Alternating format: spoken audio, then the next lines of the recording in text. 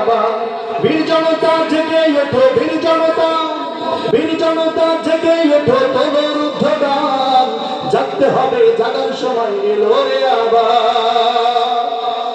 ও কোরআন প্রেমিক তাওহীদি জনতা, আমরা ভুলিনি সেই শহীদ আবু সাঈদ ভাইয়ের রক্তের ঋণ, আমরা ভুলিনি সেই শহীদ মুক্ত ভাইয়ের সেই রক্তের দাম। আমাদের হৃদয়ে যতদিন পর্যন্ত রক্তের কণিকা বেঁচে থাকবে, ততদিন পর্যন্ত বাংলার জমিন থেকে আল্লাহ সাঈদের রক্তের পুত্রদানে উঠতে চাই।